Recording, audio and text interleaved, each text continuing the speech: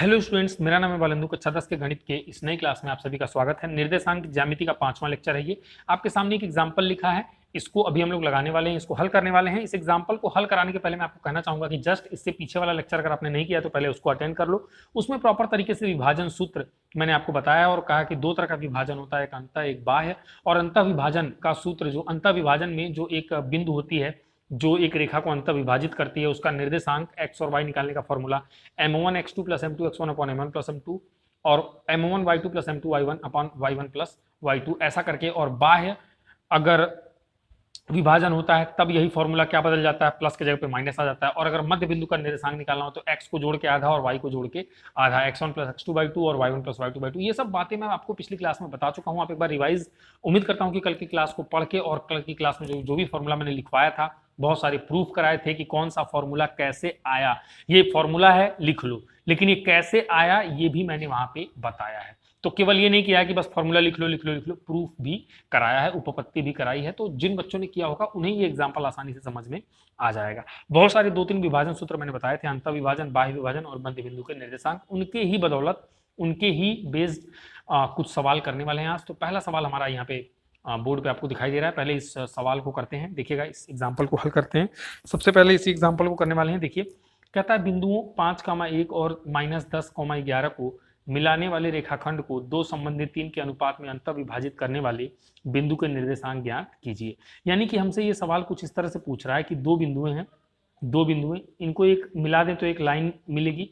एक बिंदु का निर्देशांक 5,1 है, एक बिंदु का निर्देशांक -10,11 है। एक बिंदु इसको अंत विभाजित, देखो यहाँ पे अंत विभाजित किया, इसलिए इसी रेखा पे कहीं एक बिंदु ले लिया मैंने, मान लो R है, उसने इसको अंत विभाजित कर दिया। मान लो उसके निर्देशांक x, y है, तो x बराबर क्या होगा हमें निकालना है और y बराबर क्या होगा हमें निकालना है। यही हमारा मेन सवाल है। दिया क्या है, एक तो 5,1, एक तो -10,11, इसको मिलाने वाला रेखाखंड हमने मिला दिया। और अनुपात दिया है दो संबंधित 3 के अनुपात में, यानी कि यहाँ पे m1 बराबर कितना है 2 और ये m2 बराबर कितना है 3। दो संबंधित 3 का मतलब m1 कितना 2 और m2 कितना 3। तो m1 m2 दिया है, दो संबंधित 3 के अनुपात में अंत विभाजित, अंत विभाजन वाला फॉर्मूला लगाएंगे और अंत विभाजित करने वाले जो बिंदु, यानी कि जो मैंने R माना है, उसका निर्देशांक x, y निकाल के तुम्हें बता देना है, दिखा देना है। तो चलिए निकाल लेते हैं फटाफट से।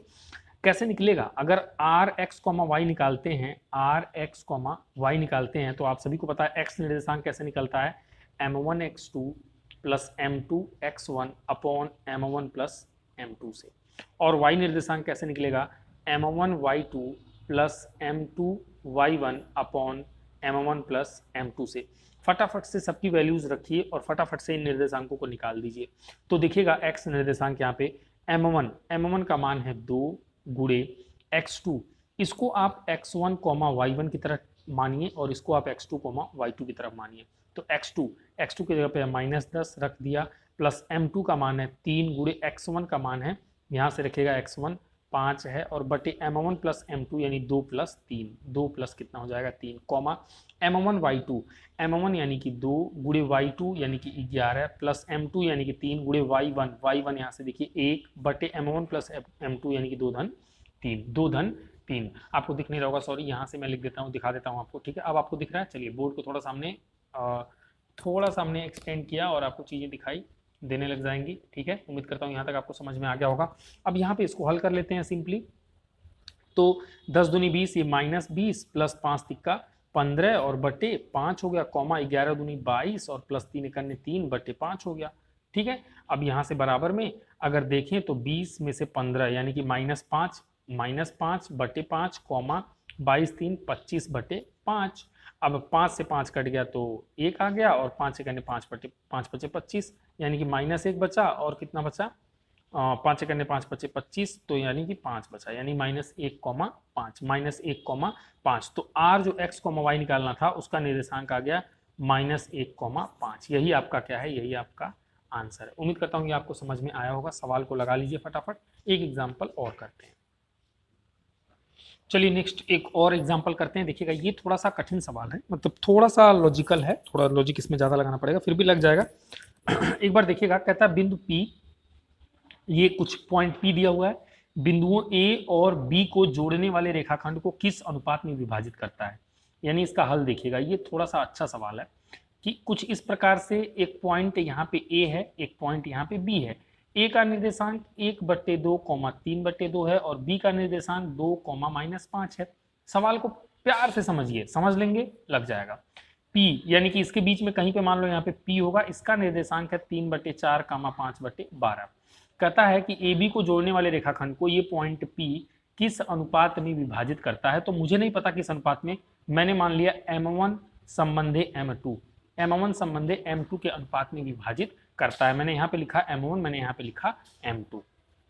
अब m1 m2 के अनुपात में विभाजित करता है तो विभाजन सूत्र लगा के प्रयास करते हैं कि m1 m2 का अनुपात, m1 संबंधे m2 तुम्हें निकालना है, किस अनुपात में विभाजित करता है यही बताना है। और बेटा मैं बार बार समझाता हूं कि जब भी संबंधी लिखा हो ये m1/m2, एक तरह से क्या लिखा है m1/m2। अगर तुमने m1 संबंधे m2 चाहिए, m1/m2 निकाल दिया तो m1 संबंधे m2 मिल जाएगा। तो कोशिश करते हैं एक बार विभाजन सूत्र लगाते हैं। विभाजन सूत्र लगाने के लिए जो p का निर्देशांक है ना, p का निर्देशांक, इसको x, y की तरह समझो तो 3/4, 5/12 बराबर ये कैसे निकलेगा m1 x2, तो m1 ये रहा x2, तो m1 और ये रहा आपका -5 x2 प्लस m2 और x1 ये रहा 1/2 और बटे m1 plus m2, m1 plus m2। ये x निर्देशांक, y निर्देशांक कैसे निकलेगा m1 x2 था ना, देखो थोड़ा सा मिस्टेक हुआ है, x1 ये y1 ये x2 ये y2, तो m1 x2 यानी कि 2 से गुणा होगा प्लस m2 x1 यानी 1/2 से, अब ठीक है m1 y2 यानी -5 से प्लस m2 और y1 लिखना 3/2 और बटे m1 प्लस m2 ये लिख सकते हैं। यानी कि इस विभाजन फॉर्मूले को लगा के ही ये p का निर्देशांक निकला होगा। यानी p का अगर x निर्देशांक ये है तो पक्का है कि वो इसके बराबर होगा, और p का y निर्देशांक अगर ये है तो पक्का है ये कब आया होगा, इसको हल करने पे आया होगा। तो यही हम लिखेंगे यहाँ पे तुलना करने पर, तुलना करने पर। जब हमने तुलना कर दिया तो तुलना करने पर हमको क्या मिला, तुलना करने पर हमने देखा कि जो 3/4 है वो बराबर है किसके, 2m1 प्लस 1/2 m2 बटे m1 प्लस m2 के। और क्या देखा मैंने कि जो 5/12 है, 5/12 वो बराबर है -5 m1 प्लस 3/2 m2 बटे m1 प्लस m2 के। अब तुम्हें m1/m2 निकालना है तो तुम इन दोनों में से किसी को भी हल करोगे तो m1/m2 निकाल सकते हो और m1 संबंधी m2 वहां से मिल जाएगा, आपको m1 m2 का मान मिल जाएगा। देखो कैसे मैं समझाता हूँ, अगर आपको कंफ्यूजन हो रहा है घबराना मत, बिल्कुल आराम से पढ़ रहे हैं, कोई जल्दीबाजी नहीं है। तो यहाँ पे एक काम करता हूं, मैं इस वाले से x निर्देशांक को हल करके m1 m2 निकालता हूं, जो यहां से आएगा वही m1 m2 यहां से भी आएगा, बाद में इसको भी हल करके आपको दिखाऊंगा। देखो तो यहां पे तिर्यक गुणा कर लो, तिर्यक गुणा करोगे तो 3 से इसमें गुणा होगा तो 3, देखना ध्यान से, ये यहां से मैं इसको सेपरेट कर देता हूं कहीं तुम लोग कंफ्यूज ना हो जाना, ठीक है। चलो तो यहाँ पे 3m1 प्लस 3m2 बराबर 4 से इस पूरे में गुणा कर दो तो 4 दूनी 8m1 प्लस 4 से 1/2 से गुणा होगा तो 2 आएगा, 2m2 आ गया। अब ध्यान देना m1 को एक तरफ कर दो, m2 को एक तरफ, तो एक काम करो 3m2 इधर है ना, इसको यहीं रहने दो, इस m2 को इधर लाओ -2m2 बराबर 8m1 है ना, m1 को इधर भेजो -3m1 हो गया। तो 3 में से 2 गया 1m2 बराबर 8 में से 3 गया, कितना बचा 5m1 बचा, 5 क्या बचा m1 बचा। अब इसको देखो, अगर इस यहाँ पे थोड़ा सा समझना, यहाँ पे समझने वाली चीज है कि अगर इसको इस m2 को भी इधर लाऊं, इस m2 को मैं क्या करूं इधर लाऊं, तो क्या लिख सकता हूं m1 बटे m2, और 5 को इधर ले जाऊं तो ये 5 बटे में आ जाएगा, और यहाँ पे कुछ नहीं था तो 1 था, तो ये ऐसे लिख सकता हूं मैं m1 बटे m2 बराबर 1/5। मैंने कुछ नहीं किया बच्चा, ध्यान से देखो, मैंने कुछ नहीं किया, ये m2 था, m2 और यहाँ पे क्या था 5m1 था, तो m2 को मैं राइट साइड भेज दिया तो केवल 1 बचा, m2 को दाएं साइड भेजा तो बटे में m1 बटे m2 हो गया, और यहाँ कुछ नहीं बचा तो 1 बचा, और जो 5 इधर गुणे में था इसको लेफ्ट साइड लाया तो बटे में कितना आ गया 5, तो m1 बटे m2 कितना आ गया 1/5 आ गया। या यूं कह लो m1 संबंधी m2 ये बराबर कितना आ गया 1 संबंधी 5 आ गया, बराबर कितना आ गया 1 संबंधी 5। तो यानी कि m1 का मान 1 हो गया और m2 का मान कितना आ गया 5 आ गया। उम्मीद करता हूँ आपको समझ में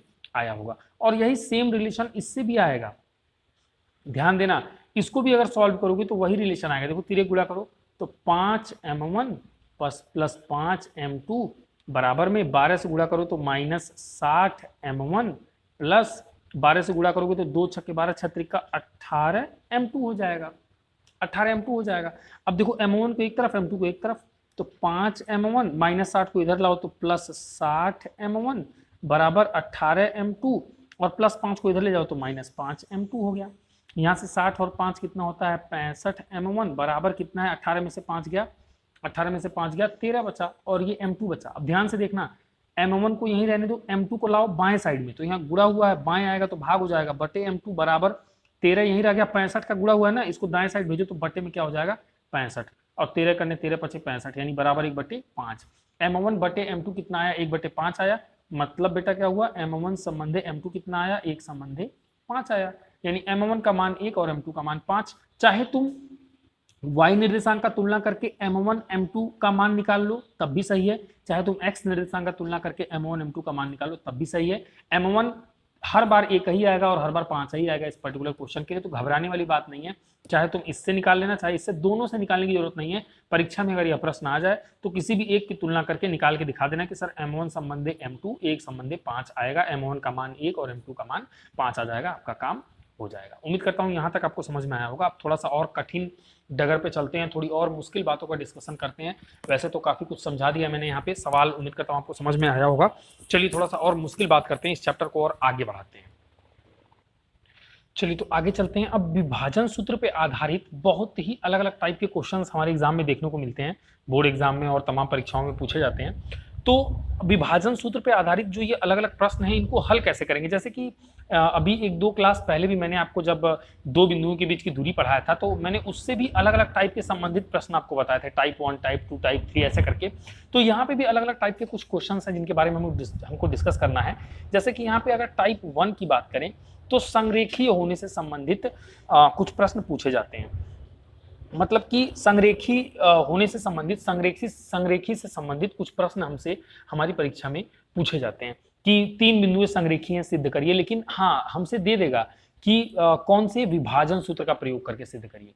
हमसे कह देगा कि संरेखी सिद्ध करना है लेकिन कौन से सूत्र का प्रयोग करके, विभाजन सूत्र का प्रयोग करके। टाइप 1 संरेखी प्रूफ करने के लिए क्या करना पड़ेगा अगर हमें विभाजन सूत्र से करना हो, इस तरह का क्वेश्चन आता है। जैसे इसको एक क्वेश्चन से, एक एग्जांपल से ही समझ लेते हैं। जैसे कि हमसे सवाल इस तरह से पूछ देगा, जैसे कि यहाँ पे एक सवाल पूछा है कि विभाजन सूत्र का प्रयोग करके दिखाइए कि, प्रयोग करके दिखाइए कि बिंदुएं और बिंदुओं में हमें ए दिया हुआ है -3, -1 और बी दिया हुआ है 1, 3 और सी -1, कहता सी -1, संरेखी हैं। तो इसको हल करते टाइम हमें करना क्या पड़ेगा, इसका लॉजिक जो है ना, इसका लॉजिक अभी जस्ट इसके पिछले क्वेश्चन में मैंने आपको समझाया। जब पिछले क्वेश्चन को हम हल कर रहे थे, अगर आप ध्यान से देखें, अगर आपको थोड़ा सा याद हो, जस्ट अभी इससे पीछे वाला सवाल जो हमने हल किया था उसमें क्या था बच्चों, देखना इसमें क्या हुआ था कि जब भी हम x वाले निर्देशांक, चूंकि ये ए पी और बी संरेखी थे, ए पी और बी संरेखी थे, एक ही रेखा में थे, जहां पे पी ने ए बी को अंतः विभाजित किया था। तो हमने देखा था कि सवाल को हल करते टाइम पे जो m1 m2 आया था 1/5, वो x निर्देशांक को हल करने पे और y को हल करने पे भी m1 m2 का जो वैल्यू आया था 1/5, 1 संबंधी 5, वो एक जैसा आया था। उन दोनों में कोई परिवर्तन, कोई चेंज नहीं था। तो मेन लॉजिक यही है बच्चों की m1 m2 के अनुपात में अगर विभाजित किया होगा कोई पॉइंट P ने और वो इसी रेखा पे होगा, संरेखी होगा, तो गारंटी है ना कि x निर्देशांक से अगर तुम m1 संबंधे m2 निकालोगे या y निर्देशांक से m1 संबंधे m2 निकालोगे तो दोनों केस में बराबर आएगा। अगर ऐसा होता है तो वो संरेखी है, ऐसा सिद्ध हो जाएगा। तो उसी बेस पे हम सवाल को करेंगे। देखो कैसे करते हैं। देखो इस क्वेश्चन में थोड़ा सा तो तुम्हें दिमाग लगाना पड़ेगा। दिमाग ये लगाना पड़ेगा कि ए बी सी 3 पॉइंट्स हैं, तो इसमें कौन से पॉइंट ने किन 2 पॉइंट्स से बनी रेखा को अंतः विभाजित किया होगा, पहले तो ये पता लगाओ। संरेखीय है ये तो प्रूफ करेंगे हम, विभाजन सूत्र का प्रयोग करके हमें प्रूफ करना है कि ये संरेखीय है। लेकिन एक बात सोचो, अगर कोऑर्डिनेट कार्टेशियन प्लेन में चला जाए तो -3, -1 बनाएंगे तो इसमें कहीं आएगा, इसमें कहीं आएगा, इस वाले में, क्योंकि इधर भी माइनस इधर भी माइनस, तो ये पॉइंट इधर कहीं आएगा और ये ए पॉइंट है और बी पॉइंट फर्स्ट कोऑर्डिनेट में आएगा, बी पॉइंट फर्स्ट, क्योंकि ये भी पॉजिटिव, ये भी पॉजिटिव, फर्स्ट कोऑर्डिनेट, ये बी पॉइंट आ जाएगा और सी -1, 1 ये कहीं आएगा, ये कहीं आएगा इसमें सेकेंड कोऑर्डिनेट में, सेकेंड क्वाड्रेंट में, बात समझ रहे हो, सेकेंड कोऑर्डिनेट में आएगा सी। तो यानी कि तुम देख रहे हो ए और बी के बीच में कौन आ रहा है, सी, ए और बी के बीच में कौन आ रहा है, सी आ रहा है। तो यानी कि ये पॉइंट, ये लाइन कुछ ऐसी बनी होगी, अगर ये ए होगा ये बी होगा तो इसको बीच में सी ने विभाजित किया होगा। ए का निर्देशांक कितना है, -3, -1 है और बी का निर्देशांक कितना है, 1, 3 है और सी का निर्देशांक -1, 1 है। कुछ अनुपात में इसने विभाजित किया होगा, मुझे नहीं पता किस अनुपात में विभाजित किया है, मान लो के संबंधी 1 में विभाजित किया है। देखो प्रूफ करने का तरीका, संरेखीय कैसे प्रूफ करेंगे, मान लो किसमें के संबंधी 1 के अनुपात में विभाजित किया है और यहाँ पे ये तुमको डिसाइड करना पड़ेगा कि ए और बी के बीच में कौन आएगा। हो सकता है पॉइंट बी बीच में आता, तो उसके लिए क्या करना पड़ता, कार्टेशियन प्लेन बना के तुम्हें अंदाजा लगाना पड़ता कि कौन सी बिंदु कहाँ है, कौन सी कहाँ है, कौन सी कहाँ है, कौन बीच में आई और कौन दो बिंदु किनारे पे है। यानी कि ए और बी ने मिलकर एक रेखाखंड बनाया जिसको सी ने विभाजित किया है और तुम्हें यह दिखाना है कि ए बी सी कैसी हैं, संरेखीय हैं। क्या दिखाना है कि संरेखीय हैं और कौन से सूत्र का, विभाजन सूत्र का प्रयोग करके। तो मैंने मान लिया कि इसने इस रेखा को के संबंधी 1 के अनुपात में विभाजित किया होगा, के संबंधी 1 के अनुपात में विभाजित किया होगा, ठीक है। तो यहां पे अगर इसने के संबंधी 1 के अनुपात में विभाजित किया है तो अब देखो x निर्देशांक से k का मान निकालो या फिर y निर्देशांक से k का मान निकालो, दोनों केस में अगर बराबर आया तो पक्का संरेखीय है, जैसे कि इसके पीछे मैं आपको बता चुका हूं। तो इस पे तुम विभाजन सूत्र लगा दो सिंपली, जो c का निर्देशांक -1, 1 आया है ये बराबर किसके रहा होगा, m1x2, तो ये m1 इंटू x2 यानी कि 3 प्लस m2 यानी कि 1 गुणे x1 यानी कि -3 बटे m1 प्लस m2 यानी k+1 के, और दूसरा किसके बराबर होगा, m1y2 यानी कि k इंटू 3, देखो यहाँ पे फिर गलत हुआ, x2 1 है, m1x2 प्लस m2 x1 बटे m1 प्लस m2, अब m1y2 plus m2 1 into y1 यानी कि -1 बटे m1 प्लस m2 यानी k+1। दोनों से हल करने पे स्टूडेंट्स देखना यहाँ पे, दोनों से हल करने पे जो हमारा आंसर आएगा वो बिल्कुल एक जैसा आएगा। दोनों से हल करने पे जो आंसर आएगा वो बिल्कुल कैसा आएगा, एक जैसा आएगा। यानी कि ये x निर्देशांक इसके बराबर होगा और ये जो y निर्देशांक है वो इसके बराबर होगा। तो x निर्देशांक को बराबर करो, यानी कि -1 बराबर k में 1 से गुणा होगा तो k प्लस 3 करने 3 -3 यानी कि कुल मिला के -3 आ गया, k -3 बटे k+1 आ गया। यहाँ से k का मान निकालो जरा, यहाँ से k का एक बार मान निकालो, k का मान निकालोगे तो क्या होगा, इसके बटे 1 मान के तिर्यक गुणा कर सकते हो, तिर्यक गुणा, तो यहाँ से क्या हो जाएगा k -3 में 1 से गुणा होगा तो k-3 बराबर k+1 में -1 से गुणा होगा तो क्या हो जाएगा -k-1। इस k को इधर लाओ तो k प्लस k बराबर -3 को उधर भेजो तो -1 + 3 हो जाएगा, है ना। तो 2k बराबर कितना हो गया, 2 हो गया, 3 - 1 2 हो गया। यहाँ से k बराबर 2/2 यानी कट के 1 आ गया, k बराबर कितना आ गया, 1 आ गया। ये तो x वाले निर्देशांक की तुलना करने पे आया। अगर y वाले निर्देशांक की तुलना करने पे भी k का मान 1 आ गया तो समझो संरेखीय है, क्योंकि इसके पीछे हमने देखा था कि वहां पे दोनों केस में जो निर्देशांक थे वो सेम टू सेम आ रहे थे, जो m1 m2 आ रहे थे वो बराबर आ रहे थे, अगर संरेखीय है तब। तो वही सेम यहाँ पे भी फॉलो करो। अब यानी कि इस वाले को कंपैरिजन करो, देखो k का मान अगर यहाँ पे k1 आया, अगर यहाँ भी k1 आ गया तो समझ लेना संरेखीय है। तो यानी कि 1, ध्यान से देखना, ये थोड़ा सा यहाँ पे यहाँ से देखो, यहाँ से कंपेयर करके नीचे से, यहाँ से ये 1 इज इक्वल्स टू कितना हो जाएगा 3k और माइनस का 1 आ गया बटे ये 1 इंटू 1 -1 बटे k+1, इसके बाई 1 करके तिर्यक गुणा कर लेना।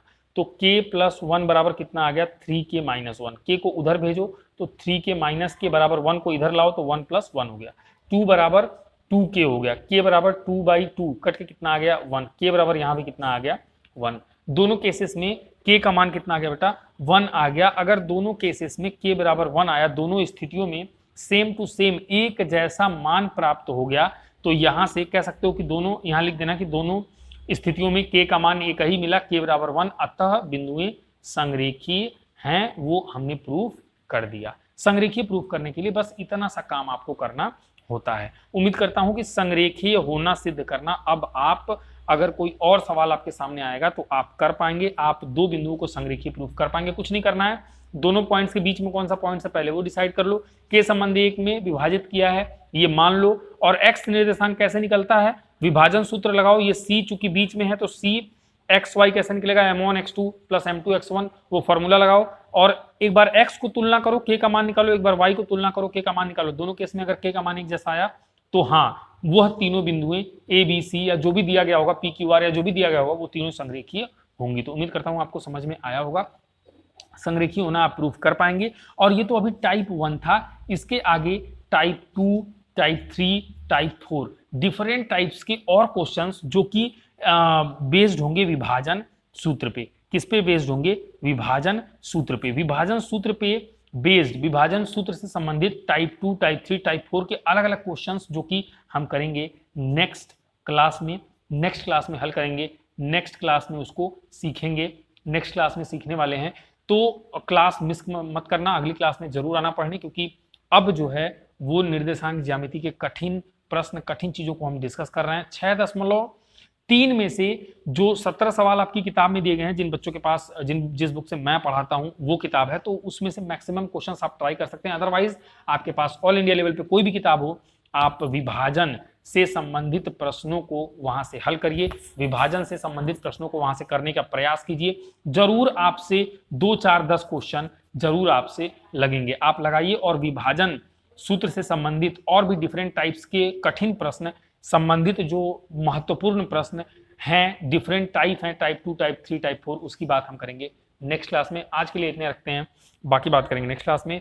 Thank you for watching.